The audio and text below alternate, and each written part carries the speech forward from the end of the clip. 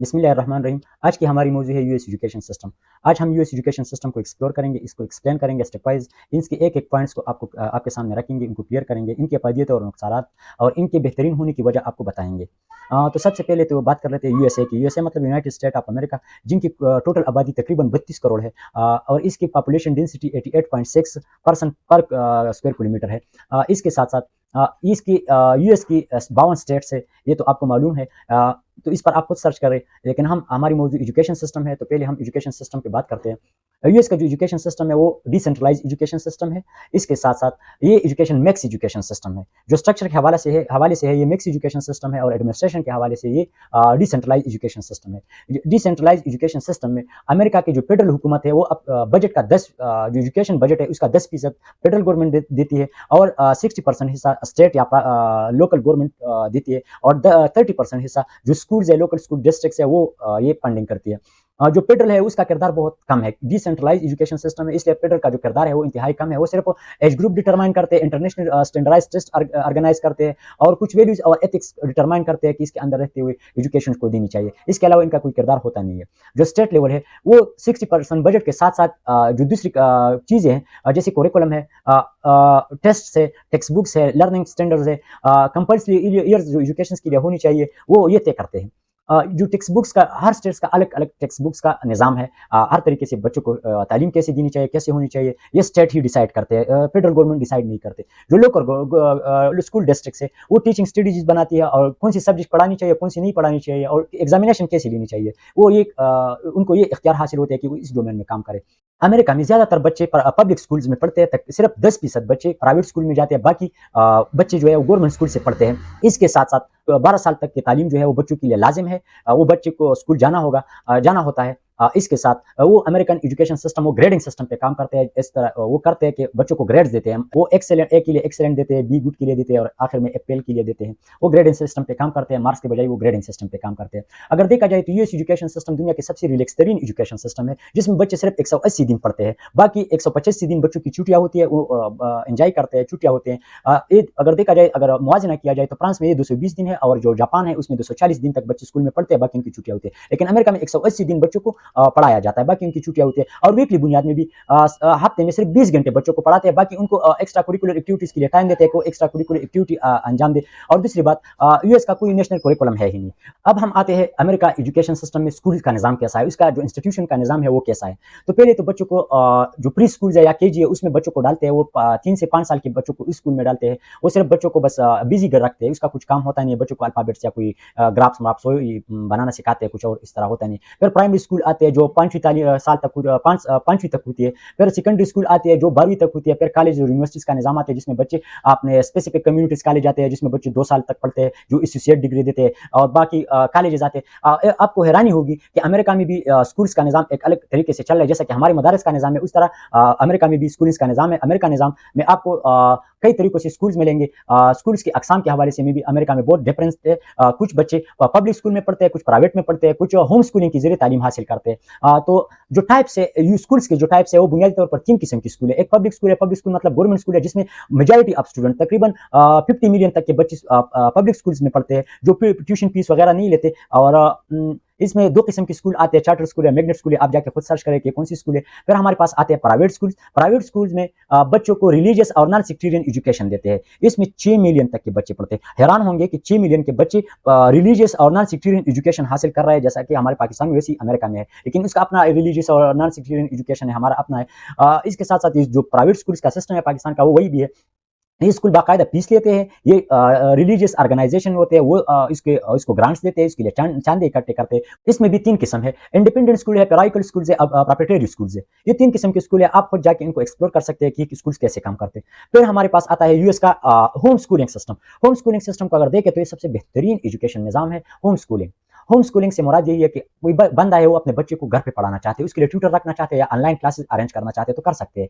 इसके साथ वो बच्चे को अपनी मर्जी का कोई पेशा भी सिखा सकते हैं, कोई हुनर भी सिखा सकते हैं। वो बच्चा घर में पढ़ रहा होता है और पढ़ाई के साथ साथ वो कुछ काम और भी सीख सकते हैं। वो अपने फैमिली की किसी बिजनेस को भी सीख सकते हैं, किसी काम को, हुनर को, पेशे को सीख सकते हैं। इसका एक खास कुरिकुलम होता है, वो कुरिकुलम को स्ट्रिक्टली फॉलो करते हैं, लेकिन इसके साथ साथ बच्चों को कुछ ऑप्शनल वालिदैन की तरफ से कोई कोर्स है, कुछ और है, वो कर सकते हैं। आपको हैरानी होगी कि 15 लाख तक के करीब के बच्चे होम स्कूलिंग के जरिए अमेरिका में एजुकेशन हासिल करता है। अगर यही एजुकेशन सिस्टम पाकिस्तान में नाफिज किया जा सके तो मेरा यकीन है कि लिटरेसी रेट बहुत आगे जाएगा, क्योंकि ज़्यादातर फैमिलीज अपने मसरूफियात या कारोबारी या कुछ और ज़रूरियात की वजह से बच्चों को स्कूल से ड्रॉप आउट करते हैं। अगर होम स्कूलिंग शुरू हो जाए तो इंशाल्लाह जो पाकिस्तान का जो ड्रॉप आउट रेट है वो बहुत गिर जाएगा और इंशाल्लाह स्कूल से बच्चे ड्रॉप आउट बच्चे ज़्यादातर होम स्कूलिंग के जरिए तालीम हासिल कर सकेंगे।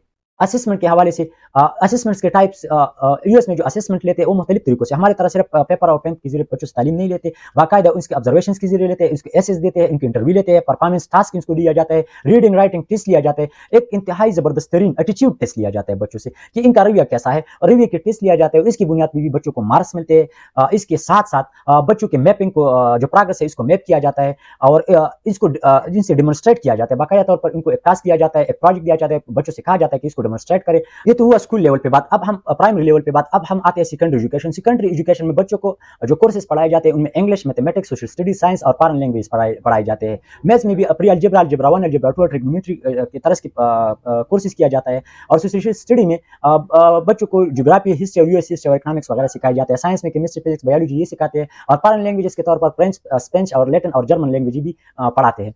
अगर हम एक और ज़बरदस्त तरीन निज़ाम जो यूएस का है वो additional study options, AP courses.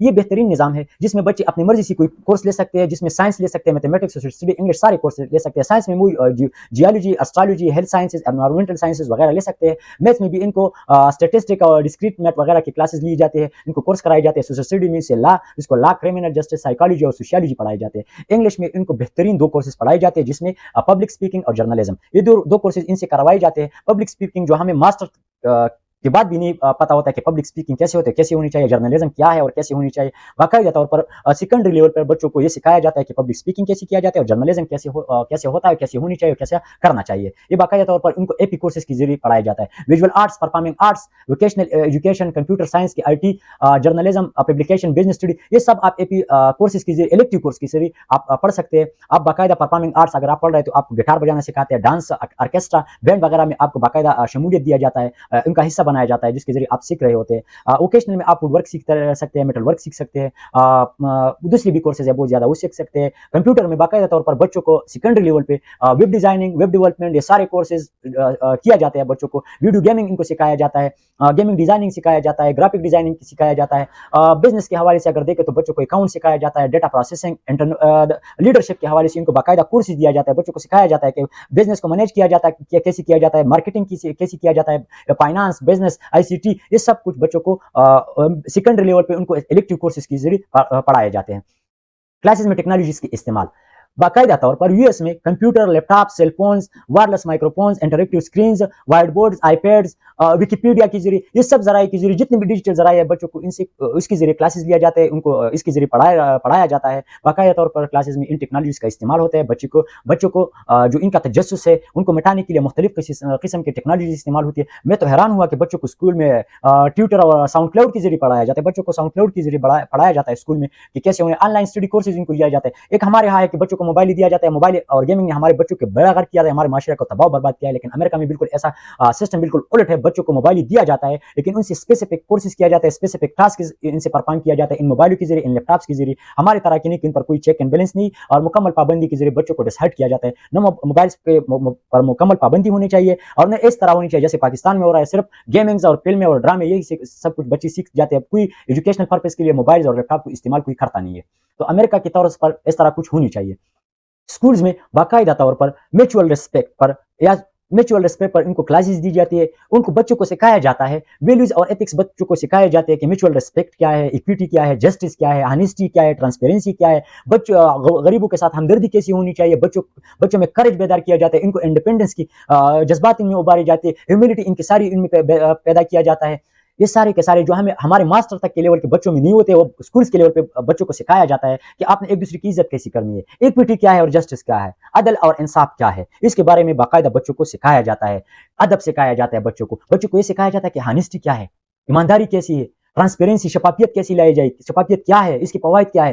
ये बाकायदा तौर पर अमेरिका में बच्चों को स्कूल लेवल पे सिखाया जाता है, कॉलेज में इसको प्रमोट किया जाता है और यूनिवर्सिटी लेवल पे इनको बहुत आगे लेके जाते हैं, जिसके बाद बच्चे बिल गेट्स बन जाते हैं, जिसमें बच्चे को पाकिस्तान के बच्चों का परवाह होता है। बिल गेट्स को पाकिस्तान के बच्चों का परवाह इसलिए कि उसने स्कूल लेवल पे ये सिखाया है कि गरीबों के साथ हमदर्दी कैसी होनी चाहिए, इक्विटी क्या है, जस्टिस क्या है, इनकी सारी क्या है, आजिज़ी क्या है, ये बाकायदा तौर पर स्कूल में सिखाया जाता है। फिर बिल गेट्स की तरह बच्चे बन जाते हैं, बड़े होकर बिल गेट्स बन जाते हैं। बिल गेट्स बनने के बाद वो पाकिस्तान की माजूर बच्चों के लिए पूरी की वैक्सीन अपनी तरफ से डोनेट करते हैं। यही होता है वो एजुकेशन सिस्टम और पाकिस्तानी एजुकेशन सिस्टम में यही फ़र्क है कि हम सिर्फ बच्चों को ये सिखाया जाता है, हमारे बच्चों को ये सिखाया जाता है कि नौकरी कैसे पाए, पैसे कैसे कमाए और किस तरह दूसरों को नोचे, इनको करप्शन, हलाल हराम की कुछ तमीज़ नहीं। लेकिन अमेरिका में बाकायदा तौर पर उनको हॉनेस्टी और ट्रांसपेरेंसी पर कोशिश किया जाता है, उनको स्कूल में सिखाया जाता है। बच्चों को ये सिखाया जाता है कि जुल्म के खिलाफ कैसे खड़ा होना है, इनमें एक करेज डाला जाता है, इनमें इंडिपेंडेंस, आज़ादी पर उनको बाकायदा तौर पर उनको क्लासेस देते हैं, उनको समझाते हैं कि आज़ादी क्या है, आज़ादी की अहमियत क्या है। बाकायदा तौर पर ये अखलाकियात है, बुनियादी अखलाकियात है। और यही वजह है कि अमेरिकन एजुकेशन,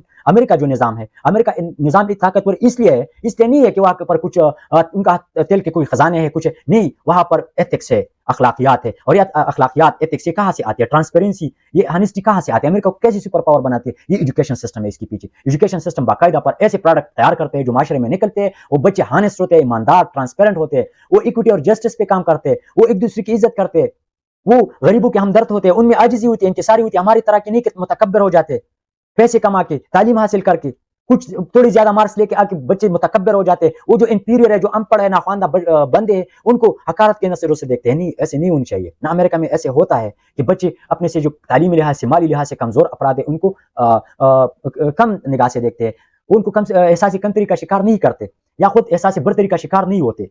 वो बच्चे जब भी मार्केट में आते हैं तो वो धूम मचाते हैं, वो अपनी सोसाइटी को आगे लेके जाते हैं। इसकी बुनियादी वजह इसकी तालीमी निज़ाम है, जो इसका स्ट्रक्चर है, तालीमी निज़ाम का जो स्ट्रक्चर है, ये इस तालीमी निज़ाम से निकल के बच्चे आगे जाके बिल गेट्स बन जाते हैं, एंटरप्रेन्योर लीडर्स बन जाते हैं, वो कुछ एक्सेल कर जाते हैं अपनी फील्ड्स में। यही तालीमी निज़ाम है। हम क्यों पीछे हैं, मैं आप, हम क्यों यही है। बिल गेट्स इसलिए नहीं है, बिल गेट इसलिए है कि वो अमेरिका में पैदा हुआ। वो अगर पाकिस्तान में पैदा होता तो मुझे यकीन, मैं तो ये नहीं कह सकता, लेकिन जरूर कहूंगा कि वो बिल गेट्स नहीं होता, वो मेरा आपकी तरह कोई गरीब बंदा होता। आज जैसा मेरा हालत है, आपकी हालत है, इसकी बुनियादी वजह यही तालीमी निज़ाम है जो हमें खोखला कर रहे हैं, क्योंकि ये हमें इंसाफ, खुददारी, इंसानियत, ये सब के सब, ये जितने भी जज्बात है, ये हमें पैदा नहीं करते। ये इत्तेफाक, इत्तेहाद, ये तंजीम, ऐसा कुछ भी नहीं है इस निज़ाम, ये हमें देता नहीं है, क्योंकि हमारे तालीमी निज़ाम में गैप है।